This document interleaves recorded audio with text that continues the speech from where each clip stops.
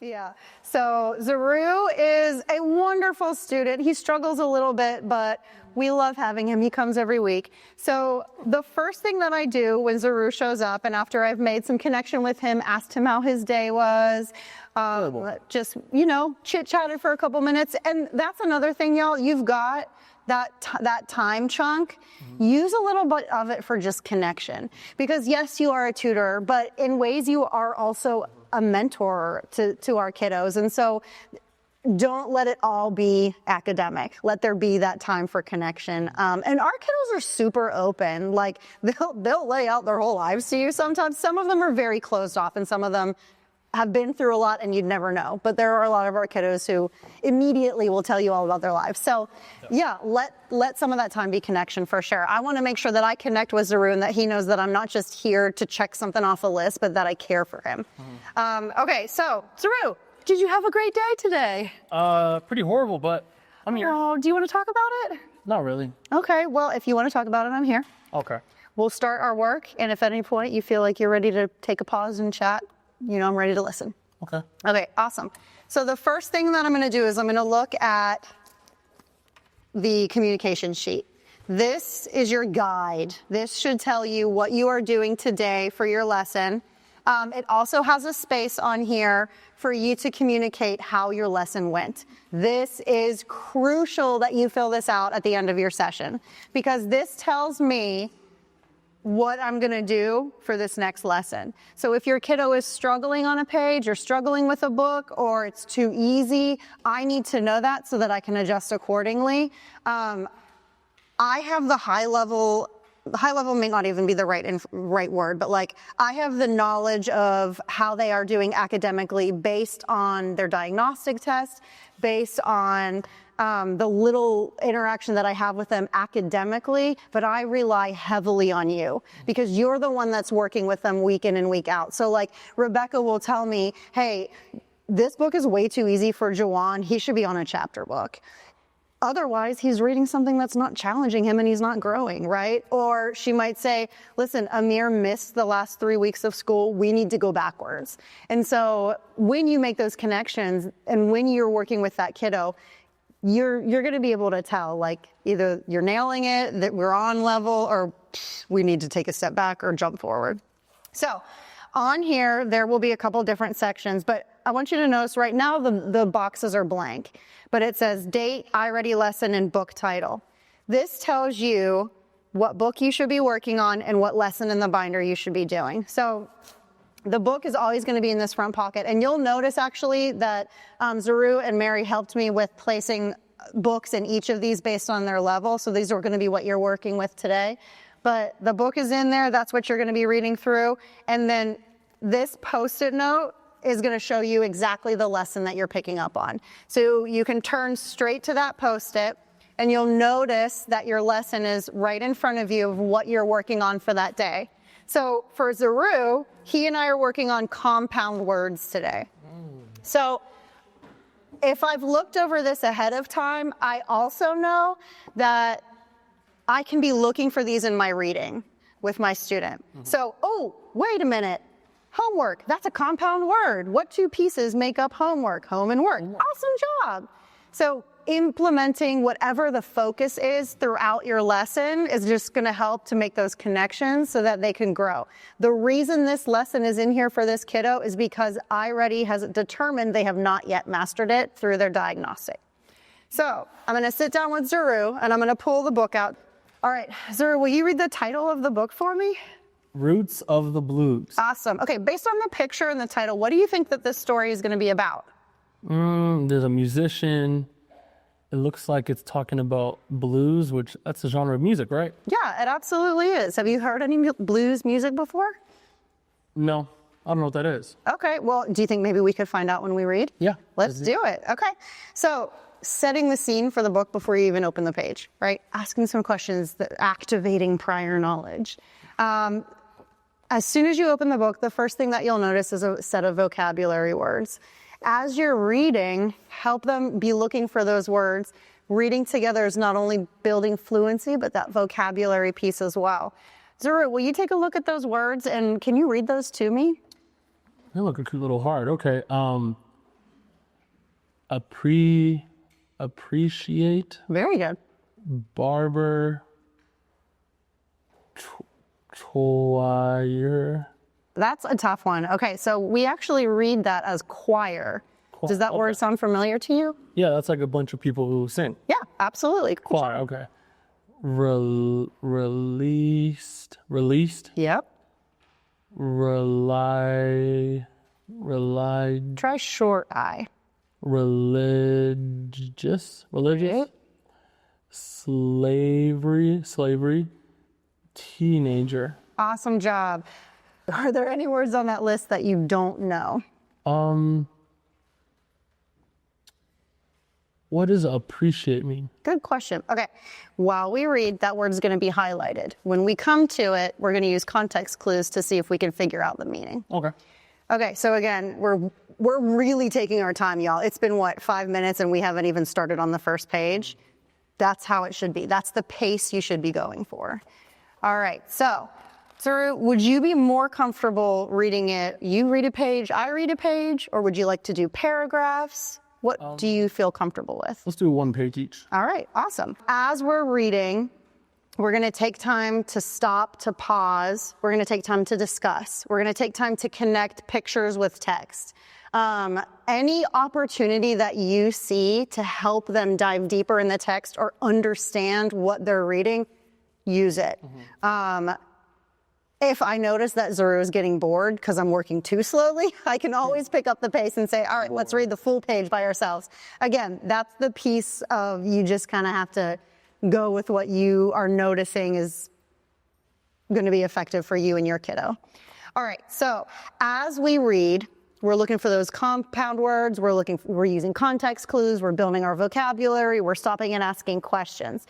Once we are done reading, that can either be we finished the book, or that can be we said we were going to get halfway and we've gotten halfway. Once we are done reading, there is a reader response at the end.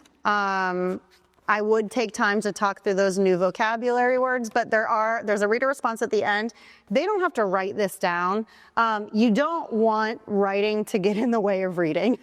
And that sounds a little crazy as a teacher saying that, because of course we want to build both of those skills, but to be perfectly honest, we just don't have the time.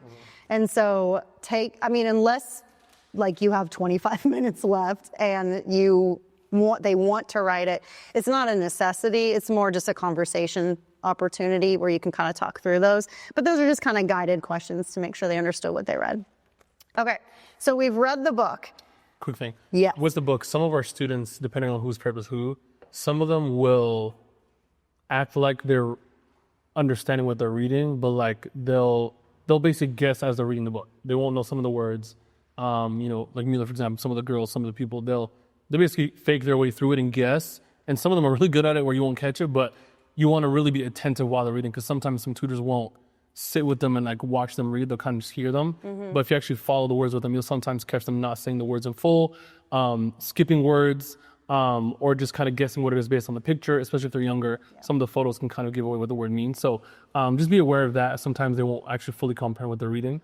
So if you're aware of it, you can help to say, hey, what does that mean? What is this word? Let's work through it, and give more understanding to it. But yeah, that's a great point. Thank you, Z. Once they're done with that, then you move to the binder lesson. So this is that posted noted lesson that's kind of giving you the bullet points. For some of you, there's going to be a folder activity in that side pocket as well, which is some extended work on top of this. Do this first. That binder, that little manila folder piece, that'll be the last thing that you do. That's kind of like a hands-on piece to kind of seal the deal on that topic. So what I'm going to look at here is it says, teach compound words. This words list includes 2-syllable compound words. Choose words and levels of difficulty that match your students' needs and abilities. So maybe we're going to make note cards where one part of the word is in red and one part of the word is in purple. Maybe I'm going to read it to them and they have to split the word and tell me what the two words mean and then what it means together. We can practice that in a couple different ways. Maybe we're going to have them read the first column and then draw a picture of what that means. You can interact with that that lesson however you want. This one gives me a little more flexibility on what to do. It doesn't specifically say, but you'll notice in your lessons, a lot of them are very bullet pointed, like next do this, next do this. If you're not sure what to do, read over those bullet points with your student, kind of walking them through step by step. And ask them, is there anything that you want to do to practice these words? If they say no, then go to the folder activity. Sometimes there's a second page to the lesson. And so if you see that there's like nothing on there, if you turn the page, there may be an expounded piece of information on there. So if you don't have a material you need, or you're like, how am I going to fill an hour of time with this? Come find me. I was a teacher for 12 years, so I can easily give you a couple ideas to engage. The final thing would be to pull out that folder activity. That's where you're going to finish up the lesson. That's where you're going to do something hands-on. It's usually like a little game out of paper, or like a little graphic organizer or something like that, to just kind of help them understand. Now, if throughout the lesson Zuru like gets up and walks away, or I'm tired, Miss Lee. I don't want to do this anymore. Okay, so that's a perfect time to say like, hey, do you want to just like go throw the football for a couple minutes and we'll come back? Yeah. Okay, awesome. Give them a time period. I'm gonna set my phone for 5 minutes. When 5 minutes is up, we're gonna come back in. Got it? Got it, okay? Don't give them this open-ended like, we're gonna go play, because then they're not gonna wanna come back. Yeah. We have a 5-minute timer set so that we can go have a little brain break, okay? Okay, so we sit down to do the lesson. Will you put your head on the table? Hey, how was your day, Zuru? It was fine. Are you tired?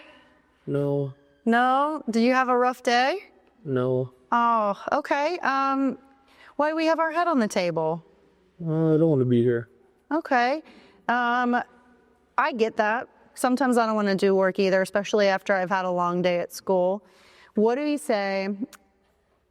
Can you give me 5 minutes of work, and then how about for every 5 minutes of work you give me, we can go outside and draw with chalk? Fine, we can do that. Okay, 5 minutes is all I'm asking. I'm going to set my timer for 5 minutes. When that 5 minutes is up, let's go draw. Fine, okay.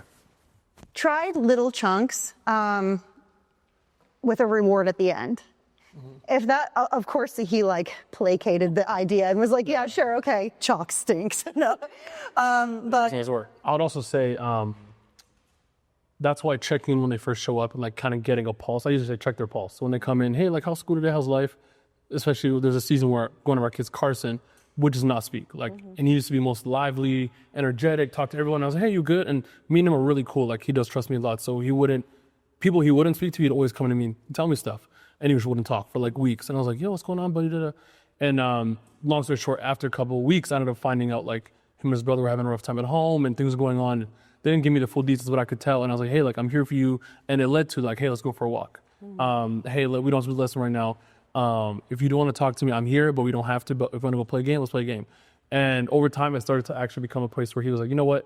I will do 5 minutes of work and then we can go do this. Or I'll do the lesson, but I don't want to talk. And sometimes you have to, there's a level of respect you have to honor them with, of like, you can't force them, but that trust does matter and the checking in does matter because it gives you that temperature of, oh, like they don't want to speak today, or they're tired, or they've had a rough home life. So let's just not chalk the lesson, but have the grace to say, hey, let's go for a walk, or let's do something different. Because sometimes I'm not built for sitting for an hour and half doing a lesson. So I love it. The other thing that Zuri, you made me think of is you're going to be working with the same kiddo, hopefully, consistently.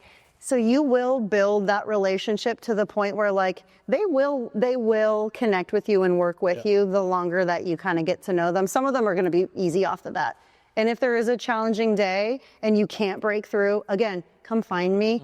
And we don't want to set you up for failure. Like our goal is to not, we're always going to be here. I think that's definitely always a precedent, but we want to set you guys up.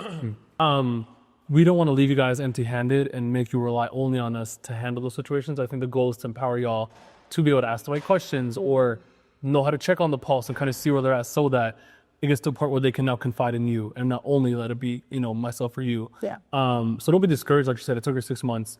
And Carrie is one of the most kindest, loving people here, but it just is that consistent piece that matters. If you do keep showing up, they will trust you. If you don't keep showing up, it will take longer. And that's just the nature of, I guess, The only two things that I will say about iReady are, one, it's on the computer. I know high school students, y'all are probably pretty familiar with it because most of y'all had to use it as well. But the iReady lessons that they do on the computer, your biggest goal is to just basically like help them stay focused on the lesson.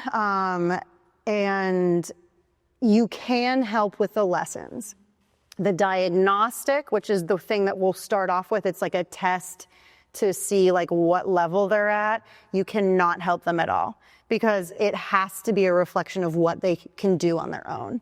And so that's kind of tough because you like watch them answering wrong questions, but that is all data for us to know what kind of lessons to write. So yeah, the iReady piece should not take any longer than 20 minutes-ish. Like I was saying earlier, for our older kids, it might take a little longer. And some kiddos, some of our littles want to do 2 lessons because they're like 5 minutes long. That's totally fine. But yeah, the iReady piece should, your goal is basically to help them stay focused. And then once they complete the lesson, then, you know, they're done with that and they can close their Chromebook. Some kids started to ask, like, can I listen to music while I'm doing this? I go back and forth. I want to say like an overarching no, just because they hop on YouTube and they're searching songs and then they're getting distracted. You know what I mean? Like it just, I get like wanting a music background, but I think like let's try and just keep them on iReady and stop it there.